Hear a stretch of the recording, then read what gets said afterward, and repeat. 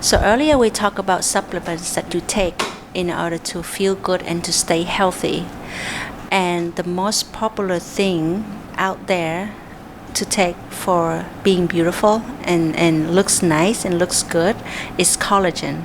So what's your take on this? What do you think about taking supplement as collagen? Does it help at all? It does help. I think the biggest problem with the popularity of collagen is that there are a lot of overpriced supplements. Mm-hmm. People are taking a very, very small amount of collagen, like one little pill or two little pills, and they're paying way too much for this kind of collagen. Often it's not even the right source of collagen because there are different kinds of proteins. Collagen is not just one thing. Yes. I think the biggest problem is that people are overpaying. I especially noticed this in Japan, where people love to buy like very, very expensive, beautifully packaged, fancy collagen, and it doesn't even say where the collagen comes from. Okay. And they're paying $100 or something for a box of collagen. Yeah. And I also see that it's a very common thing elsewhere in Asia, Korea and Japan in particular. Yes. The flip side of that is that it's very easy to get collagen in a natural, healthy diet. So things like soup that's been cooked with bones or with the skin, animal skin or tendon. Like in Vietnam, pho with tendon is really popular. Yes. So you have like a soup stock that's been cooked for at least one day, or if not many days, and you have bones and connective tissue, skin, tendons, ligaments, and joint cartilage that's been cooked into the soup for a long time. That's the best natural high-dose collagen.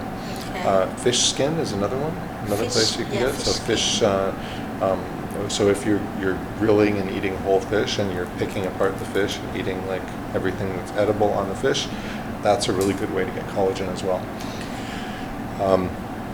So a really traditional health food and something that is considered extremely valuable and rejuvenative and regenerative, especially for someone that's ill or has been ill, someone that's recovering from an illness or having digestive issues or any problem, is traditional bone stock.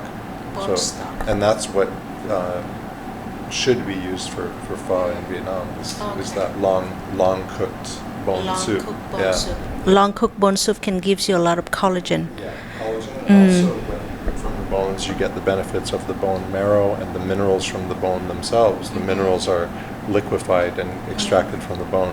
So super high quality, important health food, and not expensive, not complicated, not expensive, and most people find it very tasty and satisfying. I think it's funny because I actually do that for my cat. But not for yourself? Yes.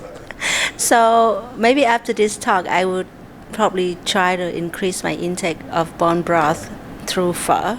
Yeah, or One some. of my favorite things, whenever I go to a restaurant for pho, which I love to do in Vietnam, I'll always ask for the tendon pho to get the extra collagen. So I take a collagen supplement that I really like. It's bovine grass-fed hydrolyzed collagen, which is the one that I recommend, of course. So if you're going to take a supplement, it should be cheap and simple. It's a powder that has almost no flavor. You can put it in a smoothie, you can put it in coffee, you can sprinkle it on some other food, and it adds a kind of creamy texture and has no real flavor. And that's the best way to supplement collagen. It should not be very expensive, and you can do fairly high dose. Like you can do a tablespoon or 2 tablespoons of collagen a day, and that way you're getting the proper dosage and at not a very high price. Okay, but yeah, my favorite way is the tendon pho in Vietnam. It's my absolute favorite way to get extra collagen. Yeah, we order that a lot when we go out. Yeah, it's interesting because I think that the business ideal of selling collagen pills and everything is just about profit. And it's kind of take people away from going the right way. Well, the traditional way is the right way is to have good diet and take bone broth and eat vegetable and not a lot of fried food in our diet, and then that will give us a wonderful health. But then slowly we just forget about it, and then we just go out and purchase a lot of fancy and expensive supplements, and it's actually not very good for you sometimes, because sometimes it has side effects, and it costs so much. Like Companies know that. Companies invest yeah. a lot in.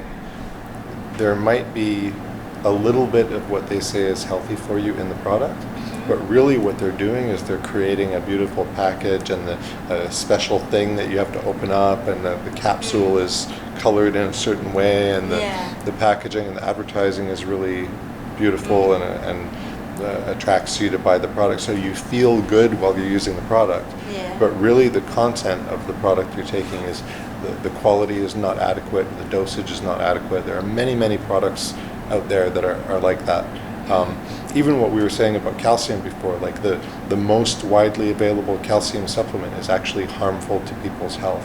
Yes. It's very cheap for the companies to put in a pill, and it's actually harmful to your health. So we have to watch out for stuff like that. The thing with collagen is I see people just wasting their money. They're buying a product that looks really fancy with nothing to back it up.